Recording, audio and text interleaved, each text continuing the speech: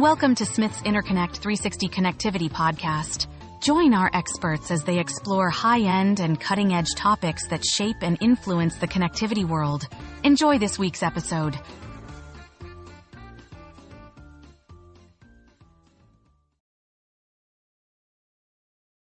Hello and welcome to Smith's Interconnect 360 Connectivity Podcast, the podcast that explores the connectivity trends and applications in today's manufacturing sector.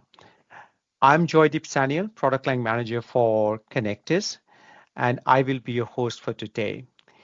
In this episode, we will be diving into discovering the new addition to the proven Hyperboloid contact family, the Hyperboloid Green Connect. I have immense pleasure today to have with me Giacomo Gennari, the design engineer for Connectors and who was part of the project team designing this contact. Thank you, Joydip. So let's start right away. What can you tell us about the current battery technology market? Oh, thanks, Giacomo. It's perhaps a very important question to start with to kind of zoom out and understand the trends in this industry. You see, as the world experiences a monumental shift, a scale, I suppose, not seen in a century, transitioning from fossil fuel engines to electric power, the importance of batteries, I suppose, has risen to the forefront of design across a wide range of applications, right? Means again, this is not something we are seeing this in front of our eyes. So this has resulted in battery packs having or becoming central to supporting electrification and therefore contributing to much bigger objectives like, energy transition, net zero, so on and so forth. And recent advancement in battery technology have led to use of battery packs in several end-use applications. So, for example, let's take, off-road vehicles in mining, construction, defense applications, locomotive, just to name a few, right? They have all shown great promising developments in using battery packs. Now, the beauty is that, with electric power, vehicles can achieve instant torque.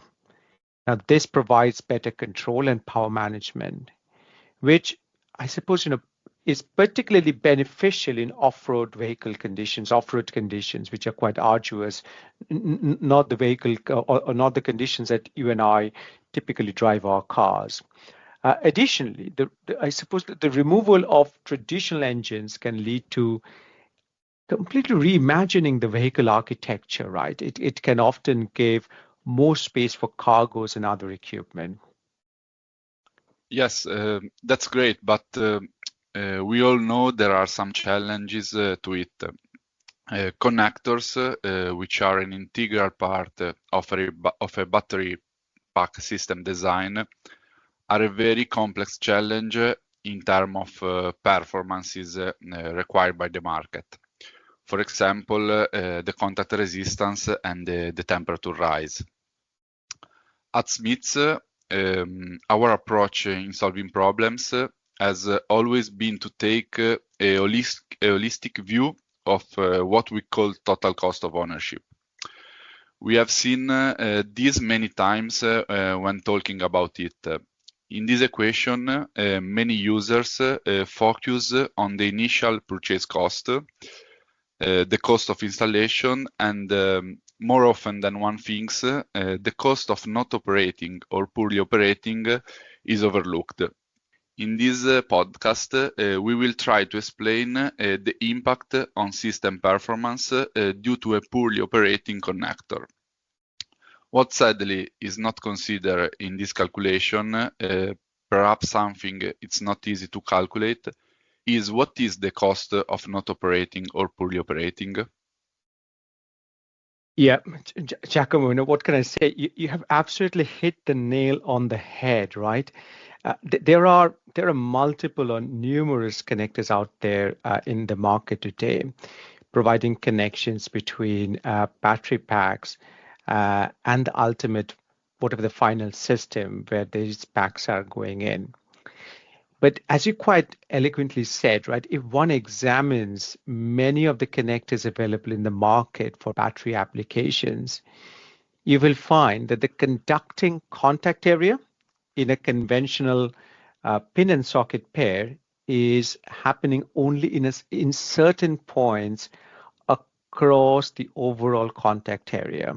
So try to imagine this, right? This is how the conventional conducting area operates. Now, these points of contacts or reduction actually in contact area, what will happen over time is that this will result in what's known as constriction current at those particular points of those contact points, because what's happening here is that they don't have a full touch point, shall we say, right? They are only having certain points of contacts between the pin and the socket pair. Now, what this creates is this constriction current then produces Joule's heating and increases in, and there would be an increase in local temperature because of this Joule's heating. Now, the vicious cycle on this particular aspect is the higher the electrical contact resistance, the higher the level of the overheating around the contact, and then a complete unwanted power loss. And what this sets then is a complete, you're defeating the objective for which you initially set out through this unwanted power loss. Now, you see, the power that enters into the contact area is always going to be more than what comes out at the other end. However, the power that's lost as heat because of the Joule's heating, as I explained a minute ago, right? As I said, in previous Joule's heating, due to electrical contact resistance, is what is preventing the electrical power transmission from batteries being efficiently operating. So you've designed a system with all good intent. You have now put in a conventional connector in there, thinking with all good intent, but without perhaps you realizing deeply into this topic, you are defeating the objective for which you initially set out to achieve, and therefore you have designed an inefficient system.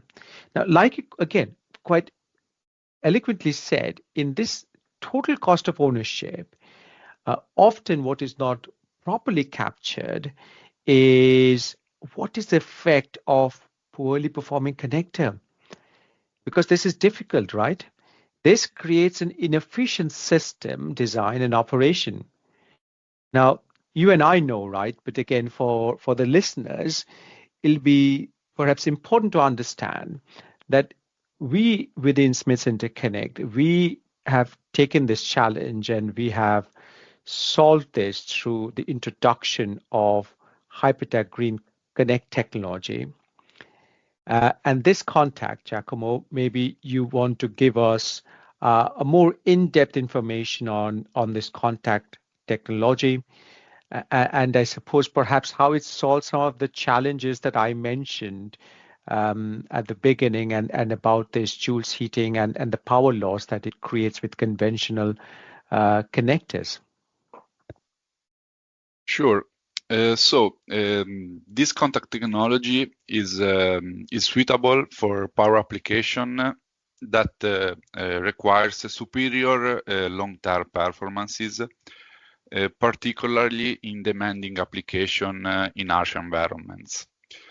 So firstly, and perhaps one of the most important things that we as a team are extremely proud of is that we have designed this product keeping in mind not only the standard REACH and ROS compliances, but we have removed the use of any substance of very high concern, as for example the beryllium copper. So the alloy we used is beryllium free, and it ensures that the product is using fully sustainable and green material. Secondly, given that this product has been designed using hyperboloid technology, it has a very high current carrying capacity, enabling up to 90% more energy transfer at, for example, 500 amps in the overload mode, even after aging, when compared with other technologies. In many applications, maybe you not necessarily need a high number of cycles. However, the point is that each mating cycle ages the connector and the contact resistance increases. What is the beauty of this particular technology is that the aging is lower than other technologies, enabling you to carry on transferring a higher current carrying capacity for a much longer period of time. Yeah, that's correct, Giacomo. And I suppose it is another surrogate way of demonstrating, because all connectors, once they're in the system, they are there to stay for a very long time, and the number of insertion extraction cycles is, I suppose, a surrogate way of demonstrating how the connector is going to perform as it ages over time. What I can also add to this, Giacomo, is on the innovation of material science, which is generally very dear to me, which, as I said earlier, hope the industry is going to welcome and applaud this achievement, because I think this is a huge, huge step forward. Now, as you said, right, that the contact body is made from very high conductive copper alloy, approximately 90% IACS. Again, those of you in the listeners who don't know what IACS is International Annealed Copper Standard. This will ultimately deliver, you see, superior conductivity performance compared to, again, going back to typically the connectors you will see in the market, which is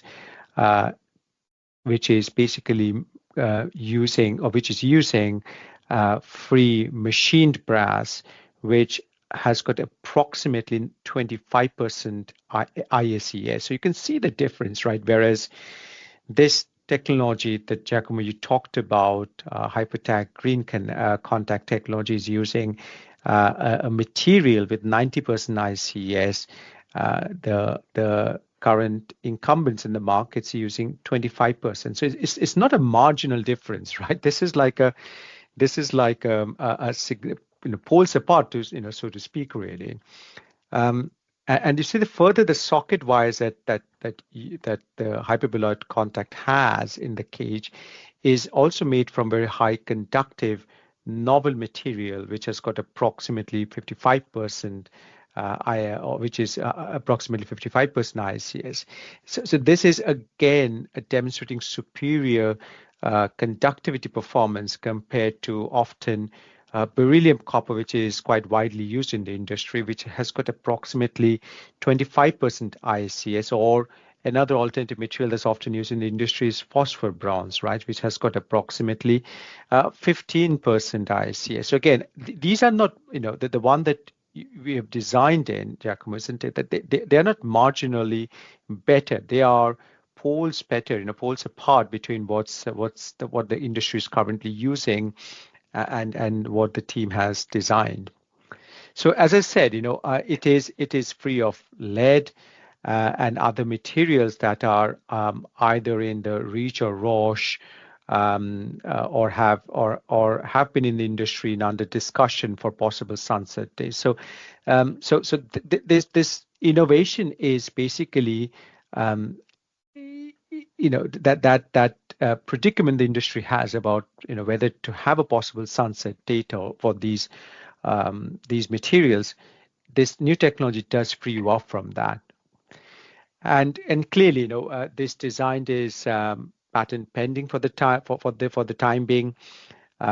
And the other thing I also want to perhaps elaborate a little bit, Giacomo, because you touched upon this very briefly, but again, if I may elaborate a little bit, the crimping barrel that you have, that includes a crimping pin.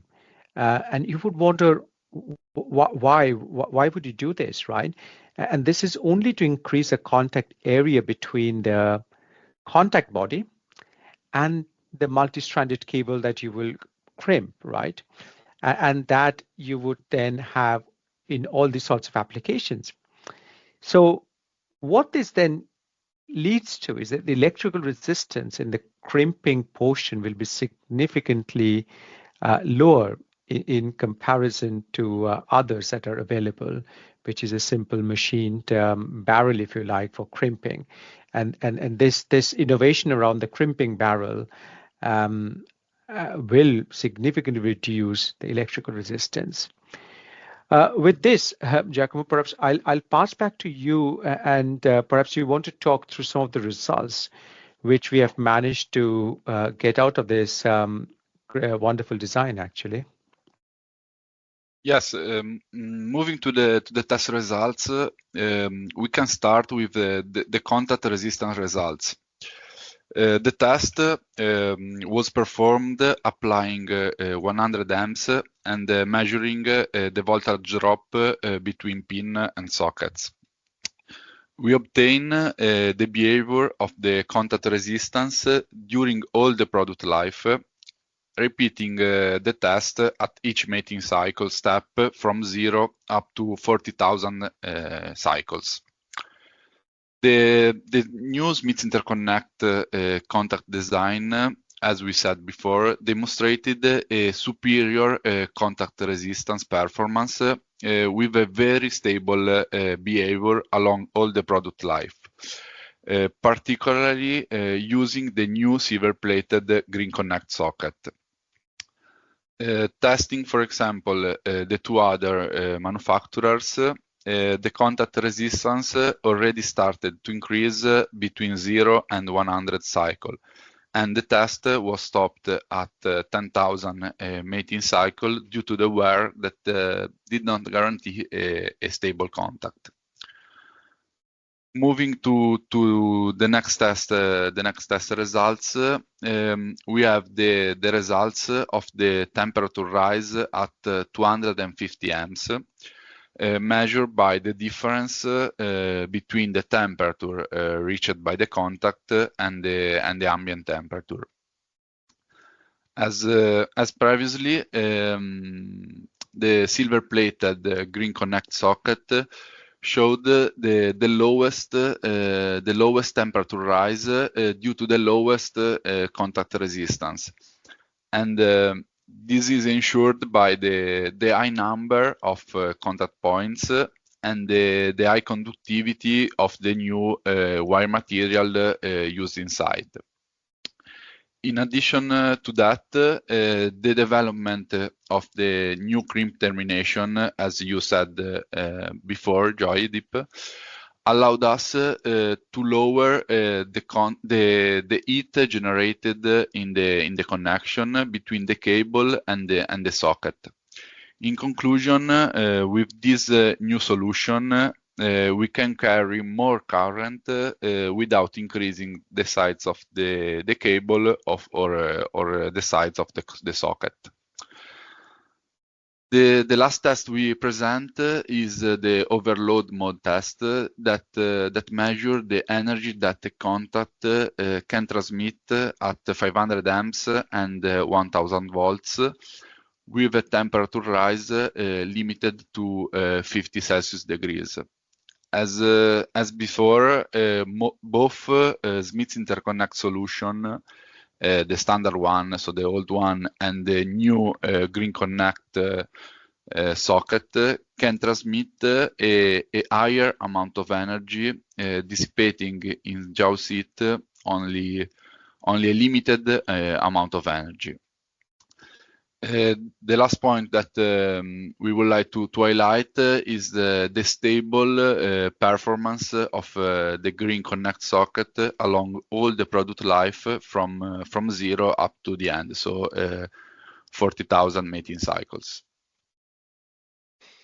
Yeah, that I suppose, you summarize a lot of testing in a very quick manner, and thanks for that, Giacomo. Again, I suppose the numbers do demonstrate the how the contact technology is solving this this problem that we have got in this industry that is often has been overlooked for quite some time, really. So you see, finally, again, I've talked about this for quite some time, but I genuinely believe, right, that as the use of battery packs the applications of battery packs are kind of increasing. The challenge with connectors can't be overlooked for too long anymore, really. The problem is staring at us as an industry. The total cost of ownership is sadly far too big, which designers of battery pack systems are knowingly or unknowingly designing inefficient systems through and generating power loss, as you quite rightly explained through the data set, right, of when you compare the Hypertac Green Connect technology with others. So finally, I'll just touch upon a few points, really, that this premium, if you like, the Hypertac Green Connect socket, through the tests that we have done that you talked about, does demonstrate quite strongly that we are able to transfer up to 90% more energy at overload condition. And this is, again, I come back to this. It's not like a marginal difference, right? These are like paradigm shift from what's available in the market today. And if you really want to, again, going back to the aspect of total cost of ownership, which is what is the cost of poorly operating connector? This is difficult to measure. This is absolutely genuinely difficult to measure. The data is not widely shared, right? And that's the reason it is difficult to demonstrate, and no wonder why the discussion often circles around, what is the initial cost of the price of the connector, right? Not about what is the total cost of ownership. And we have, as I said, we have taken this challenge upon ourselves, not only in solving this problem through engineering, material science innovation, but we've also taken this from a commercial aspect to demonstrate.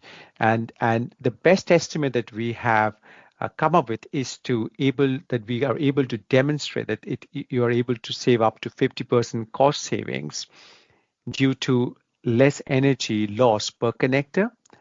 And the way we arrived to this, again, being transparent for the purpose of the audience here, is that we arrived to this 50% cost savings is based on calculation for a standard, let's say, a heavy-duty construction equipment working 8 hours a day, which is quite a typical work hour for construction industry, for 6 days a week over a period of eight years, and where the cost of energy is let's say in Europe is 20 cents, or in UK is roughly 20 pence per kilowatt hour. So again, we have not only touched upon the engineering solutions, we have also highlighting the benefits of this contact technology through the amount of money one would save through not performing or not kind of selecting a connector that will ultimately perform poorly over time. It's a 50% cost savings. Again, I come back. It's not a marginal difference, right, Giacomo? It's a significant step forward that the industry can hopefully applaud. So this strongly demonstrates the pedigree of this particular contact coming from the hyperboloid contact technology and the socket technology that we are introducing today. So I suppose we, as a team, are immensely proud of this, and hopefully the industry is going to welcome and applaud this contact technology and the benefit that brings in multiple areas. So for today, in today's episode, this is everything. Thank you ever so much, Giacomo, for your time and walking us through some of the very valuable insight on this particular contact technology. Thank you. Thank you, Joydip.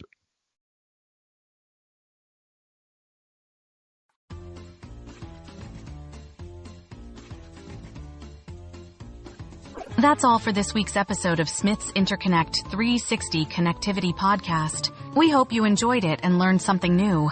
If you have any questions or feedback, please feel free to reach out to us through the form in our podcast webpage. Stay tuned for the next episodes in which we'll explore more topics related to connectivity solutions. Thank you for listening and have a great day.